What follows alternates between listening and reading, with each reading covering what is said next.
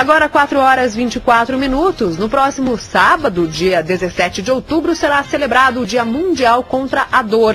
E ao longo dessa semana você ouve uma série de entrevistas sobre o assunto aqui na Band News FM. Hoje o tema é um tipo de dor que, segundo estimativas internacionais, vai atingir 90% da população em alguma fase da vida. Os detalhes com Cássia Godoy.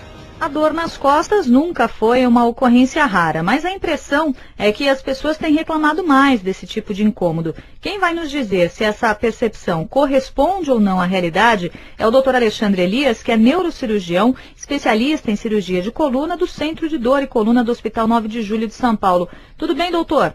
Tudo bem, Cássia. Doutor, isso tem acontecido de fato? As pessoas hoje sofrem mais com as dores nas costas? As queixas hoje são mais prevalentes, sim. O principal motivo disso, acredito que seja o sedentarismo e o estresse que as pessoas vivem no dia a dia, e isso piora a dor, porque qualquer movimento brusco que você faça pode desencadear um quadro de dor lombar aguda. Agora, como saber se a dor nas costas é algo transitório ou pode indicar alguma coisa mais grave? Normalmente, esses quadros de lombalgia aguda, que são aquelas dores que o indivíduo vai pegar alguma coisa no chão ou faz algum movimento brusco e sente uma dor importante na coluna lombar, normalmente elas são agudas e duram no máximo até 10, 12 semanas. Na verdade, nas primeiras 2, 3 semanas já melhora bastante. Existem alguns critérios para você diferenciar quem pode estar tendo um quadro mais grave ou não. Por isso que é sempre importante, o indivíduo tem um quadro agudo, por mais benigno que pareça, ele ir a um especialista para exatamente tirar essas dúvidas. Quanto aos critérios, o indivíduo que tem uma dor noturna, forte, maior do que a diurna, o indivíduo que tem febre ou história de algum tumor que tenha sido operado, alguma coisa nesse sentido, são indivíduos que preocupam um pouco mais quanto a um diagnóstico de ter alguma coisa por trás. Mas normalmente são quadros benignos, em que a pessoa toma alguma medicação, mesmo se não tomar medicação, ela vai ficando cada vez melhor. Quando a gente fala em dor nas costas, doutor, quais são as causas mais frequentes? Eu imagino que sejam muitas, porque a gente tem vários tipos de dor nas costas, né? Então, tem a lombalgia aguda, essa que dura até 12 semanas, e a crônica, que dura mais de 12 semanas. A lombalgia aguda, ela tem muita relação com esse movimento errado que as pessoas fazem. Então eu vou abaixar para pegar alguma coisa, eu vou pegar meu filho que está no chão, alguma coisa assim. Por que isso dá? Porque você faz um movimento errado com a coluna. Se você for uma pessoa que que pratica atividades físicas com frequência, você vai ter uma musculatura bem preparada. Então não é qualquer movimento errado que vai te dar a dor. Mas como as pessoas, normalmente, existe um sedentarismo grande, várias dessas pessoas, qualquer movimento um pouquinho além daquele normal que ela faça, já pode desencadear a dor. Isso é a lombalgia aguda.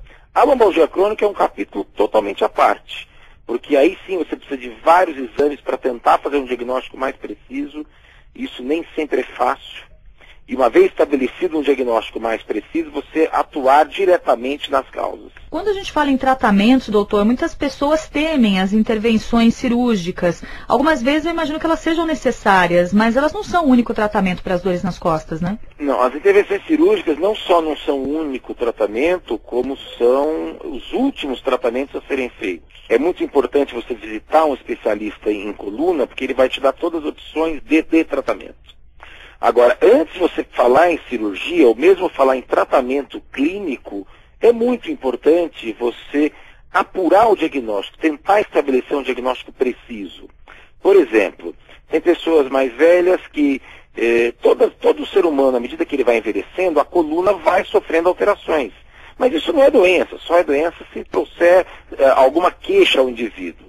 Então tem pessoas que têm um problema real de quadril, e isso pode dar uma dor na região lombar, e essa dor pode ser por anos, e ela faz exames de imagem, ressonância, tomografia da coluna, e aparecem bicos de papagaio, pequenas hérnias, pequenas estenoses, que a gente chama, e muitas vezes fica se atribuindo a isso a dor, e na verdade a dor é do quadril. Então, por isso que é interessante você trabalhar ou num centro multidisciplinar, que são as clínicas ou centros de dor, ou você no seu consultório ter vários colegas para trocar experiências de outras áreas.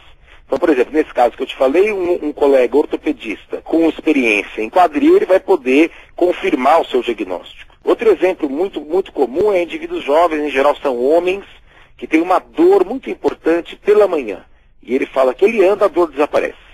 Esse indivíduo precisa fazer exames de ressonância da coluna, mas principalmente da articulação sacroiliaca, que é a articulação que comunica a coluna com o quadril. Porque normalmente existe uma inflamação chamada sacroileite. E quem trata dessas doenças, e a mais conhecida dela, a espondilite anquilosante, é o reumatologista. Então, por isso que é muito importante o tratamento ser, a avaliação e o tratamento serem multidisciplinares. Você ter vários tipos de especialistas para trocarem experiências e chegar a um diagnóstico correto. Dr. Alexandre Elias, neurocirurgião, especialista em cirurgia de coluna do Centro de Dor e Coluna do Hospital 9 de Julho de São Paulo. Muito obrigada pela entrevista. Imagina, obrigado a você e seus ouvintes.